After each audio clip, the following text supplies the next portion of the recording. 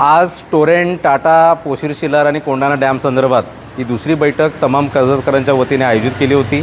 आजच्या बैठकीला सुद्धा खूप मोठ्या संख्येने सर्वीकडे लग्नाचा सीझन सुरू असताना मोठ्या संख्येने लोक उपस्थित होते।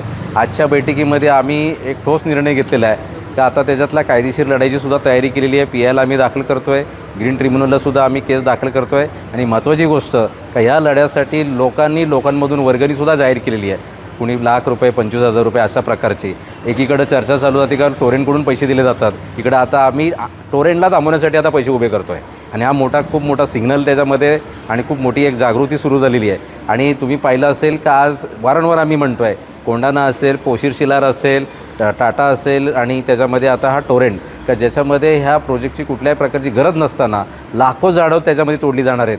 आज गेल्या 3-4 दिवसामध्ये पाहिलं असेल का ओव्हरलोडच्या ह्याच्यामध्ये 5-5 तास लाईट नाही आहे कर्जतला।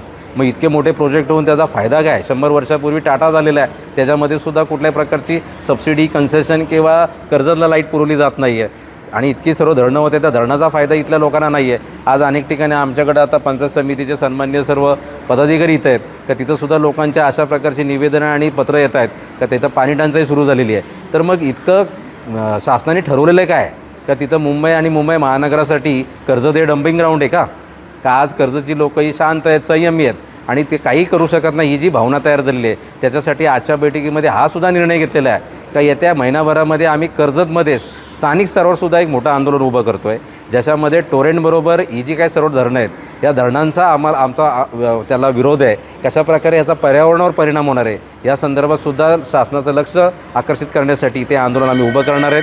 5 जूनला जे पर्यावरण दिन आहे त्या पर्यावरण दिनानिमित्तसुद्धा एक चर्चा झालेली आहे, त्याचीसुद्धा आंदोलन करण्याचा आमचा मानस आहे का त्या निमित्ताने मंत्रालयावर मोर्चा काढायचा, पायी मोर्चा, अशा प्रकारची सुद्धा आज इथं चर्चा झालेली आहे। तर येत्या काही दिवसामध्ये कर्जत स्तरावर कुठल्या दिवशी आम्ही ते आंदोलन करतो आहे त्या आंदोलनासंदर्भातली सर्वांबरोबर विचारविनिमय करून त्याचीसुद्धा तारीख लवकरच जाहीर करतो आहे आणि मंत्रालयावरचा जो मोर्चा आहे त्याच्या संदर्भातली सुद्धा जी तयारी आहे किंवा त्या संदर्भातली मोर्चाचं जे नियोजन असेल ते सुद्धा टप्प्याटप्प्याने तुम्हाला जाहीर केलं जाईल।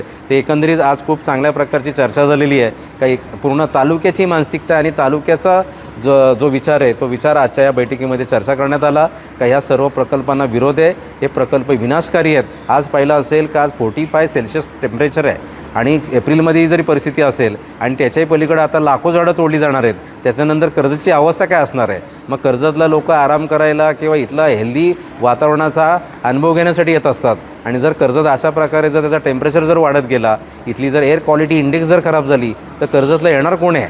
हा प्रश्न आम्ही वारंवार या निमित्ताने विचारतो आहे आणि म्हणून त्याच्यासाठी भविष्याचा विचार करून पुढच्या पिढीला आम्ही काय देणार आहोत ह्याचासुद्धा लोकांमध्ये एक चिंता तयार झालेली आहे आणि म्हणून हे मोठं आंदोलन आम्ही या निमित्ताने उभं करणार आहोत। रेल्वे संदर्भात देखील आज तुम्ही चर्चा केलेली आहे, रेल्वेचे देखील मोठे प्रश्न कर्जतमध्ये भेडसावतात, काय चर्चा करतात? रेल्वे संदर्भातला कोरोनाच्या ह्याच्यामध्ये अनेक अशा एक्सप्रेस जे थांबे होते ते बंद करण्यात आलेले आहेत, तर त्या संदर्भात ही सुद्धा दुसरी बैठक होती। आजच्या बैठकीमध्ये एक ठरवण्यात आलेलं आहे तर पहिल्यांदा स्थानिक जे लोकप्रतिनिधी आहेत त्यांना निवेदन द्यायचं, त्याच्यामध्ये काही आपले जे लोकप्रतिनिधी आहेत त्यांनीसुद्धा पत्रव्यवहार केलेला आहे। परंतु आता जी काही समिती स्थापन झाली त्याच्या माध्यमातून जे आता आपले खासदार असतील, बारणे असतील, तटकरे साहेब असतील यांना एकदा पत्रव्यवहार करूया, त्यांना पत्रव्यवहार करून त्यांनासुद्धा एक अल्टिमेटम देऊया आणि जर अल्टिमेटम देऊन त्यांनीसुद्धा कुठल्याही प्रकारचा जर आपल्याला प्रतिसाद दिला नाही तर रेल्वे संदर्भातसुद्धा एक मोठं आंदोलन उभं करण्याची आमची सर्वांची मानसिकता तयार झालेली आहे, ते सुद्धा आम्ही टप्प्याटप्प्याने त्या संदर्भात जाहीर करू।